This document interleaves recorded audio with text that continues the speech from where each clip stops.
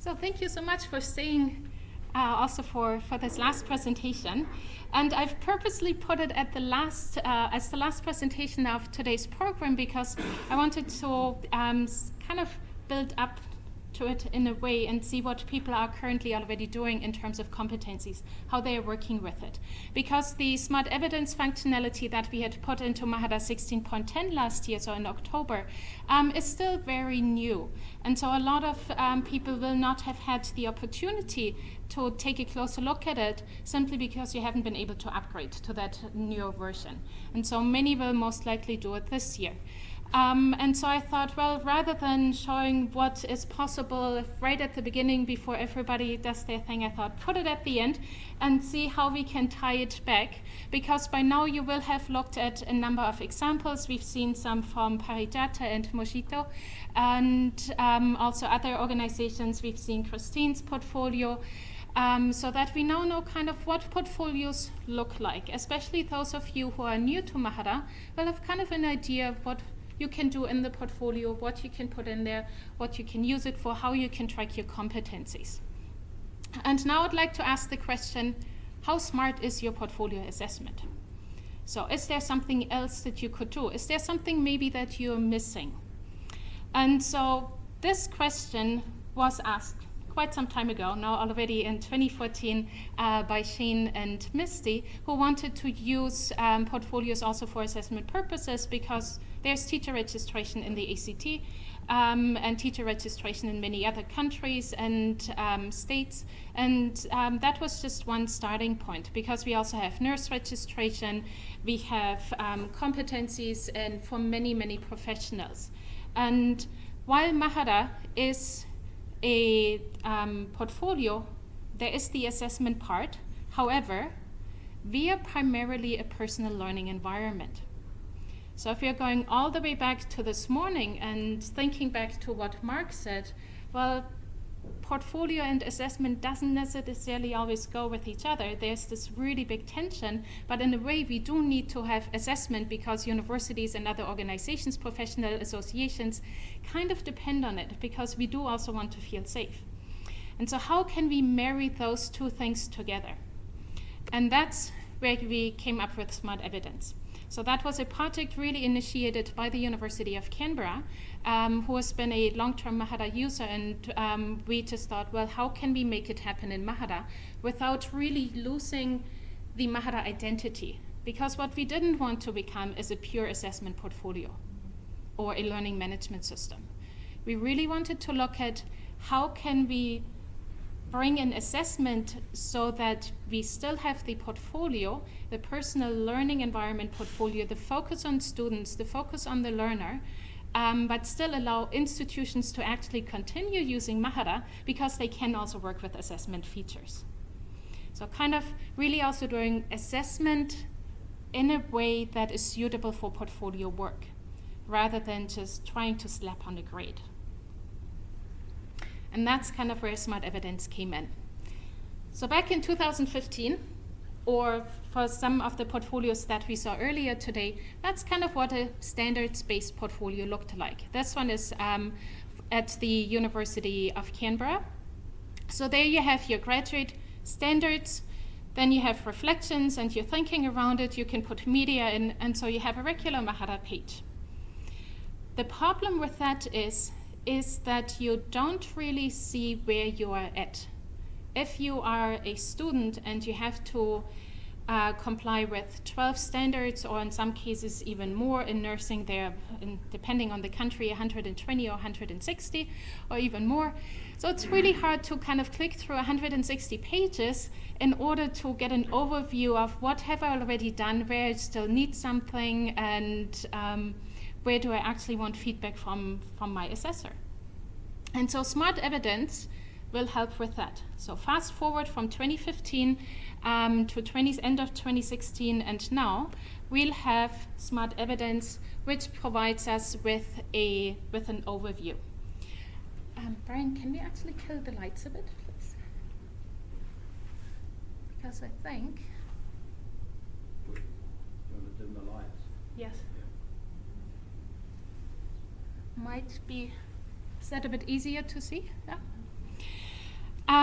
So what we really thought what is helpful is to have a visual overview of the competency framework, so that you can see in one go, what have I already done, where do I still need things, without really making it a checklist. Checklist. Because now on this matrix you can scroll easily through your pages and see, have I already provided evidence for a certain standard? Do I still need to provide evidence? Has somebody already looked at it? So I'll just walk you through this now very briefly. So what we see on this matrix page is the title of the framework. That is followed by a description. And you can manipulate all of these fairly easily and set up as many frameworks as you like on your Mahara instance. So these two things, the description and the title, they are set for every student. And then we actually get to the framework itself. There we can show categories of a framework so that we can divide the frameworks quite easily and nicely. And within that category, we have individual criteria. And then we can also see how many times a certain criteria has been met. So this is kind of for the people who really like reporting very much, so that they don't have to scroll through 20, 30, or 40 pages of portfolio, but can see it directly in one column. Has a student already finished with that standard, or do they still need to provide certain information? But now we are actually getting into the meat of things. Namely, the rest of the matrix is the portfolio itself. So we are working on the assumption that a SMUD Evidence portfolio is a collection, because we want to still be able to organize the evidence that we have into individual meaningful units so that it's easy to find them. Because rather than having a very long page and then saying the third box from the top follows standard such and such, and the last one at the bottom right follows a different standard, we want to be able to still have short pages, but also still show evidence in context.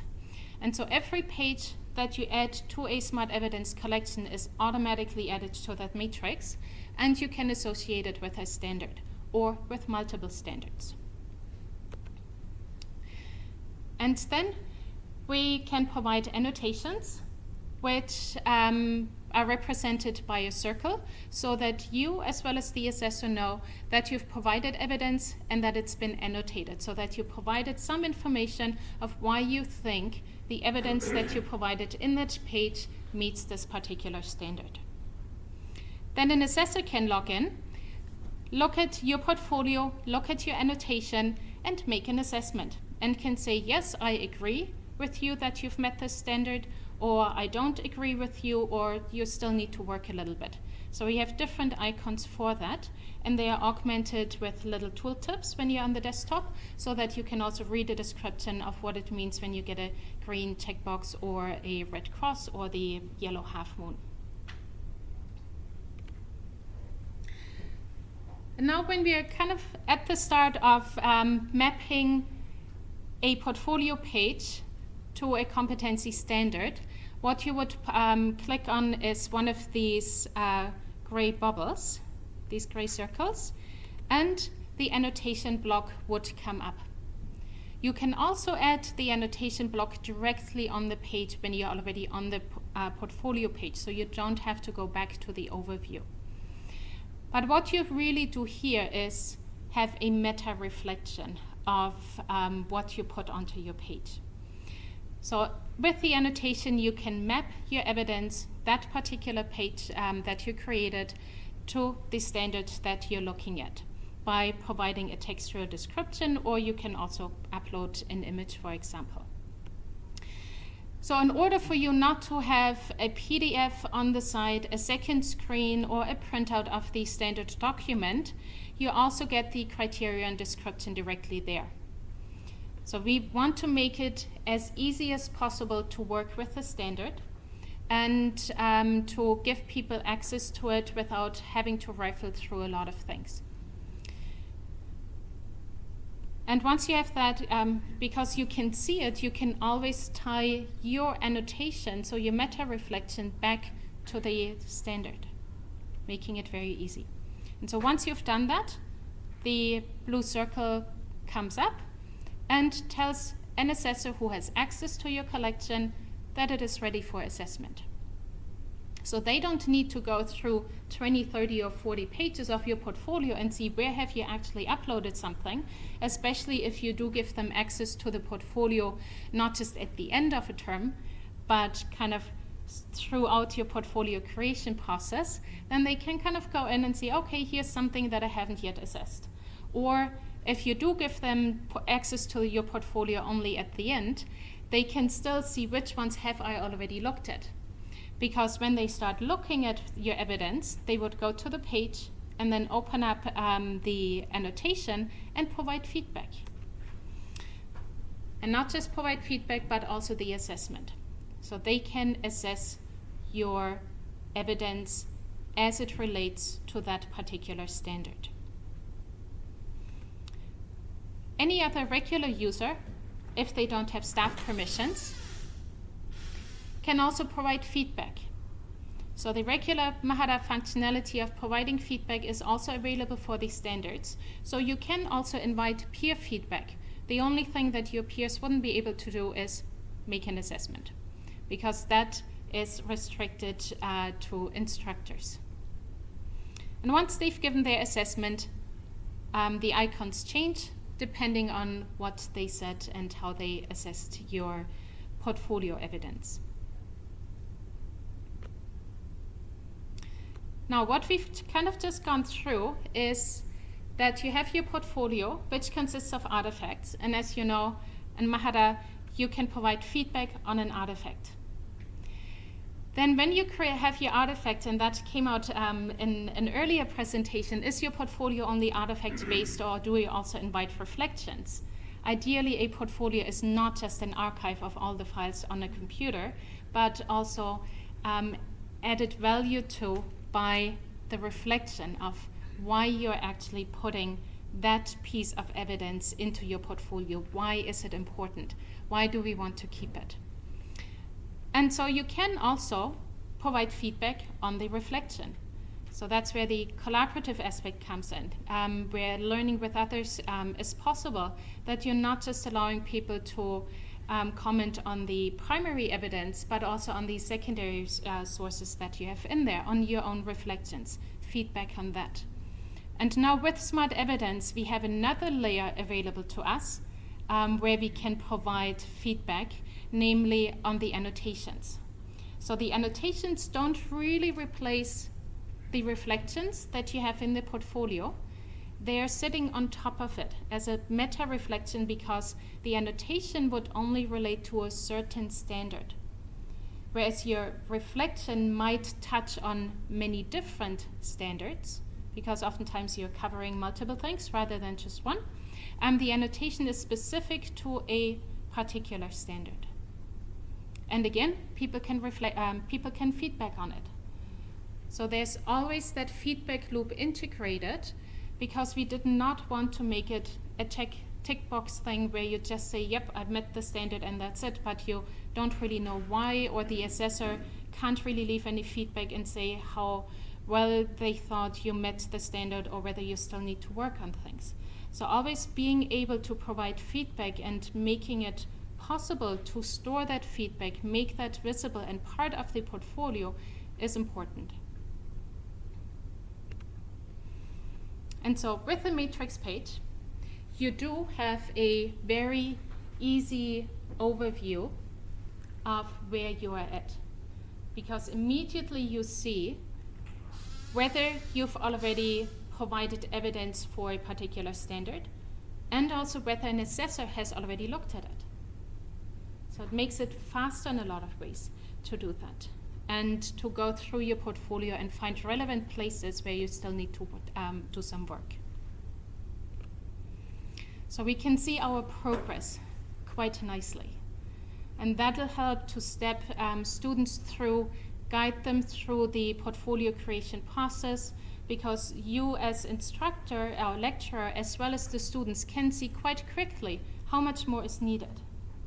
So I could also imagine that, for example, for the bootcamp, maybe not using it as a standard-based approach, but maybe just using SMUD Evidence in a different way as tracking progress throughout the program. Because while it was built with competency frameworks in mind, it could be used for other things as well, because you're really free to create what you want in it. So maybe that's one easy step into building more visibility around progress in Mahara, getting to the point where we have more visualizations available for learners as well as instructors and assessors to see what is going on in the portfolio. But now, how do we set this thing up? Well, kind of looks frightening, but as we learned yesterday, it can be quite easy actually. So currently, the admin interface does not look pretty, it is just a text file. And it has lots of things that look like code and that most of the time we don't really want to look at.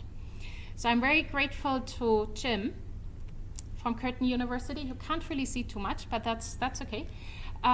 Because he showed us an editor that makes this entire process much, much easier. So instead of seeing all the semicolons and all the quotation marks and all the syntax that is needed for Mahara to understand your competency framework, which is on the left, on the right-hand side, you can actually have it in more human-readable format so that you can very easily make any changes to an existing framework, adapt it for your own needs, and then have the file available. And what you can also do in the framework is that you can change certain parameters. So we provide frameworks that have default settings in there, which you can adopt. And one very important one that you might want to consider is the assessment part. Because do you want to have an assessment, so where there's an external assessor, or do you want to allow your learners to self-assess themselves? Because in some cases you may not really need an external assessment, but you still want to make it possible for them to track their progress over time, to track their competencies, or to do a self-assessment and then just have their peers review what they have said. And so you can do that very easily in SMUD Evidence simply by changing one word. So by changing self-assess from false to true. And in the editor that we saw earlier, it is even just ticking a box. So even much, much easier than that. So there's now, I think, a lot of opportunity for all of you working with competencies in your programs or starting to look to working with competencies and seeing, is that something that I would like to use in my institution? Is that something that I'd like to switch to? It is definitely not something that we say you have to use it. We love it so much you can't get around it. There's nothing that makes you use it. If you don't turn on the functionality, nobody will ever know that it exists on your Mahara instance. You do need to have at least Mahara 16.10 to use it, but eventually everybody will have upgraded to a newer version. But you certainly don't have to use it. If you are in an institution where you have, or at an organization where you work with one Mahara instance and have your faculties set up as individual institutions, then you could turn it on for the Faculty of Education, but leave it off for the engineers. So we really build flexibility around that so that there's no must for it, but so that you can use it. And of course, you can set up multiple frameworks within the system in order to really give everybody what they need. You can also set up a SMUD Evidence collection directly as a template collection. So if you're used to setting up site collections or institution collections, you can put SMUD Evidence on it as well, and as soon as the students copy it, they get the matrix page directly with it. So you don't have to give them instructions on how to add that to their portfolio. But they can also retrofit their portfolios with SMUD Evidence. So if they already have a collection in which they work with competencies and you allowed SMUD Evidence, they can simply enable that for that collection and get the matrix page directly there without having to do much else. And what about if you uploaded or you created your SMUD Evidence and uploaded all the different competencies and you do an upgrade, does it stay? Yeah. So the question was whether the framework that you have set up stays when you upgrade your version of Mahara to a later version, and yes, it does. So the data is actually written to the database, so it doesn't go away from it. And as long as you don't turn off SMUD Evidence, then it is still available and can be used. What happens if you turn it off? Do you lose it? It becomes unavailable, and you can't really turn off or you can't delete a competency framework when people have used it in their portfolios. Yeah. So you can set a framework as inactive, and then everybody who has been using it can continue using it, but no new person can work with it. So this is really nice when you do want to make changes to your competency framework, but you need to keep on all the students who had already started with the old one because they started under different conditions, but don't want to make the old one visible to new students so they don't get confused, choose the wrong thing, and you have to kind of redo things afterwards. Yeah. And so I think it is also not just an opportunity to kind of retrofit existing collections, but also rethink how you want to work with competencies with everyone in your organization.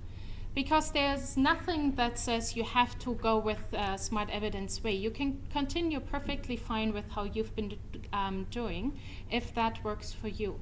But I think it is a possibility to see, well, to review the program and see, has what we've been doing working for us? Should we be looking into something different? Is that something different SMUD Evidence, or do we just need to tweak something else and we get to the point where we want to be? So what's next for us? Well, lots of different possibilities. So what is currently in Mahara is a first iteration of SMUD Evidence. So we looked at the long list of functionality that we have in a spreadsheet. After analysis, work with the University of Canberra, University of Wollongong, invitations of other people, and Stevens provided feedback as well from the nurse, from Bay of Plenty DHB, and a bunch of other people. And so we know kind of a lot of things that we'd like to have in Mahara. But at some point we needed to say, well, we need to make a starting point. Because rather than only talking about it and you not being able to try it out, we thought, what is the minimum requirement that we would need and that we can put into Mahara so that it actually works, so that people can use it? Because now you have something available. It might not be perfect. It might not fit everybody's requirements, but it does get you somewhere. And so now we are waiting for your feedback and saying, well, what should be improved in SMUD Evidence to make it fit more of what you needed to do? And so hopefully over the next year and a half, we will have more of those conversations within the Mahara community, because now the Northern Hemisphere is going to upgrade over June till August. New Zealand and Australia have already oftentimes upgraded over our non-existing summer that has just morphed into winter. And so we are kind of slowly getting people starting to use SMUD Evidence. And so we are really looking forward to that feedback and finding out, well, is it useful for you? What should be changed to make it even more useful? If you have already started using SMUD Evidence and you're very willing, as we are all in the open source community, willing to share the work that you have done in the framework or the frameworks that you have set up, then please send them in. Easiest is probably if you just send them to me, because right now we only have a very limited space of how we can upload things. There's no automatic way of where you can share your frameworks, but that way we can also take a quick look at it, put necessary changes, so kind of just some basic things that might need to be changed so that your institution is not mentioned in the framework as institution that is the only one able to use the framework, but that it's more generic. But we are very happy to share things. So all the frameworks that I've created, they are available for download under this URL already. And if you want to have yours listed there as well, please do send them in, because the framework doesn't change. No matter whether it's been set up, for example, for the by the College of Nurses for Nurse Portfolio, the framework for nursing is still the same that Unitec would need, or maybe the other way around. And AUT also has a nursing program, so why should 3, 4, or 5 different people in the same country set up the exact same framework when we can just have one person do it for everybody, and then you might want to make slight changes in it, but at least you have a good basis. And so kind of that sharing is really important, so that everybody kind of benefits from each other. And yes, if you don't already have my email address, you can find it here. It's either kristina@catalyst.net.nz or kristina@mahara.org works as well. Or you can send a Twitter message or message me on mahara.org if you're there, or any which other way that you have access to me, to ask questions or to send me your framework files, and we'll be happy to include them. So now I think we might still have a little bit of time for any questions. Brenda. With your assessment, are you able to have more than one assessor do the assessment? For example, a supervisor and a second assessor? Yes, so that's possible. The only restriction that we currently have is that an assessor needs to have the staff role on Mahara, because it is seen as an assessment piece, and currently all assessment pieces require instructors to have the staff role. But as soon as you have that and you are in the institution where that student is, then you can assess them happily away. And the nice thing is also, as soon as you change the status of the assessment, that is being tracked, and the students can't delete that. So we will see when you made an assessment, Brenda, when Delani changed it to partially meeting the criteria, and when Stephen gave the okay. But then if you come back and you say, no, Stephen, don't really agree, you can change it back, and you can actually have a discussion with Stephen why you think it is still on the partial path and not yet fully met. So all that is tracked, because that is oftentimes important for the assessment part, that you kind of have a trace of what has been before, not that the student kind of doesn't tell you that they were actually still supposed to do something and you just assume otherwise. Naomi. When you've changed it so that it's a self-assessment, is there also a possibility of doing it from, so initially, self-assessment all the way through to final assessment by staff member as well, or is it specifically just staff member? So the question was whether we can change a SMUD Evidence collection from, or the framework directly from self-assessment up to a point, and then also have the external assessment. And currently that is not possible. So you would either set up a framework as external assessment or a self-assessment framework. And once you have added annotations to your SMUD Evidence collection, you can't change the frameworks anymore. That is just to prevent kind of wrongdoings of students that they could get into. But that is actually an idea that we should be adding to the spreadsheet of our features, because that might come up at some other point as well. So that you have more of the process for the students while they're working on it, and then in the end you could have a full assessment by an instructor. Mm-hmm. Any other, Anne? You just mentioned there that the assessors need to have the staff role. In our case at the DHB, those assessors, if we gave them the staff role, they would also be submitting a portfolio. So would that affect that? When we don't have a split role, the assessors Yeah. can also be doing the portfolio. They can also still submit their portfolio, and then it would be their peer who could assess. Yeah. But technically they could assess themselves. I can't remember whether I've tested that or not. If it's not self-assessment, Shouldn't be possible. you can't self-assess your own stuff, so you'd be another peer that would do the work. Yeah. So if Robert remembers his code correctly, I'm just kind of saying it for the recording here, even though if you have the staff role, you should not be able to self-assess yourself, because the framework is not set to self-assessment, but you can immediately assess somebody else. Yeah. So right now, if you take a look at the functionality, it is set up without all the complexities that a lot of organizations have, because we wanted to get the functionality out and get feedback like this and see where we would actually need to make changes, rather than trying to accommodate everybody and kind of giving you the functionality in 2020. we really wanted to get it out quite quickly and build on top of that. And so one of the things that could come up in the future is have more reporting for the organization. Have reporting across learners and not just on a per learner basis. Have the possibility to combine multiple SMUD evidence collections into a bigger one and then visualize the results. So at the University of Canberra, that is currently done more the manual way in a spreadsheet. But you have spider graphs where you see, okay, I was here at the beginning of, after 4 weeks, then after 8 weeks in term time, I shifted my competencies and I have grown, and so on and so forth. And so there's lots of possibilities, and since everything is in a database, we can interrogate it and we can make different views of things. We just need to get around doing it and have your input of what we should be focusing on next.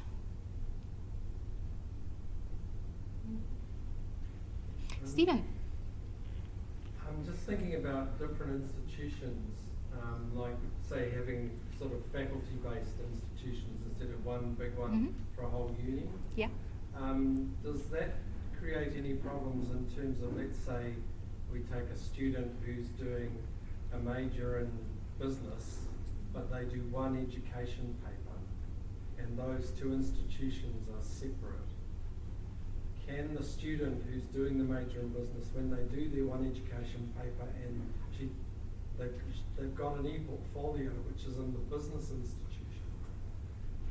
but the education lecturer has set an e-portfolio task, can you see what I'm getting at? Yes, yeah. I know what you're getting at. So the question, I hope I can paraphrase that because it's really tricky to do. The question is basically, if you have one Mahara instance and divided all your faculties into individual institutions, whether a business student can create a competency-based portfolio when they are taking a paper in the education faculty, which is a different institution, and still be assessed. Kind of the short version, I think. I might have left out some details there. Yes, you can. Currently, that would there are two ways. Either you make the education framework available to everybody on your instance, so that any business student can see it, because the portfolios that we create on Mahara are not institution-based. Their portfolio, your portfolio, you just happen to be in the Faculty of Business rather than the Faculty of Education. So that is one way. The other way is that you actually put the student into both institutions.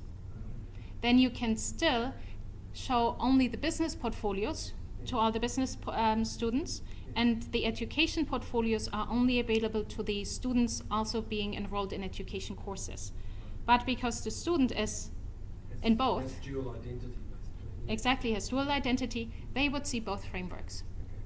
And I think from Mahara 1704 on, it will be possible that you can see SMUD evidence frameworks when you're in multiple institutions, because that is not possible in Mahara 16.10.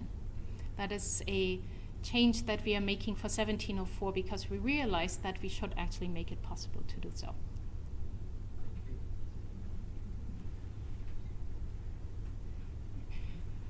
Beth?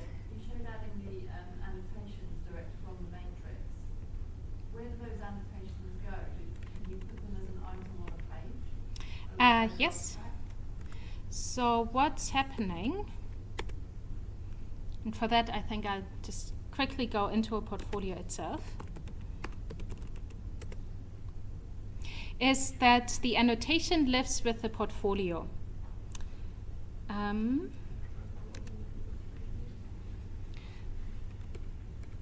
So here we are seeing the SMUD evidence collection for a British portfolio, the HE Fellowship.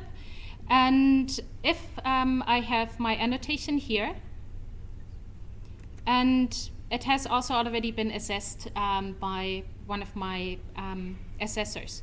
So when I click on the portfolio itself, on that portfolio page, the annotations are directly there. So you can access the annotations from the matrix page, but if you're looking at the portfolio evidence, you also have the annotations right there. And it loads them automatically? It loads them automatically because they are an artifact. They become part of that portfolio, so they need to live on that page. And so you can place feedback directly there. You can see the feedback that has been left. You can move the annotations around on the page like any other block you like, so that you can also just go to your matrix page, do all your annotations, meta reflections, and then go back into the portfolio and move them around if you think, well, they should be sitting to the right of this piece of evidence rather than below it. So it's a regular artifact that you can use because it needs to be part of the portfolio. And if a student deletes an annotation, then it's gone from the matrix page automatically. Oh, really? Yes. Because then they kind of said, I don't want to have it assessed for that. So instead of having a red cross, they might just want to say, well, I'm not adding this, or this portfolio page is not actually meeting the standard, so I could remove it rather than seeing the red parts there. And that's why we are placing multiple annotation blocks onto a page, so that you could remove the annotation for standard 1, but still have the feedback for annotation 2 there, rather than saying, here's my annotation around everything, and then having to fiddle out which feedback actually goes with what you have said. So it's very granular so that you can be flexible in what you keep on the portfolio and what you want to remove. Jelani, I think that's the last question, so that people can go. So when students, let's say they mark Mhm. that they have met this competencies, and then let's say the assessor comes in, and do students have to submit it to be able to get assessment each time, or how does that happen? So the question is whether students have to submit their portfolio in order for it to be assessed, and the answer is no. They can, but they don't. So you can work in both ways. You can give the assessor access to the portfolio via Shared by Me, so that they can access it at any point in time, and you can continue working on your portfolio, or you can submit your portfolio into a group or into Moodle so that it gets locked. You can't make any changes, and then the assessor looks at it. So it is independent of that submission aspect, really, but does get locked if you're working with that functionality. Thank you so much for all your questions, and I really look forward to seeing people try it out. Give it a go and let us know how you get on with it, so that we actually know whether we built something that is useful for you or not. Thank you, and see you at the box.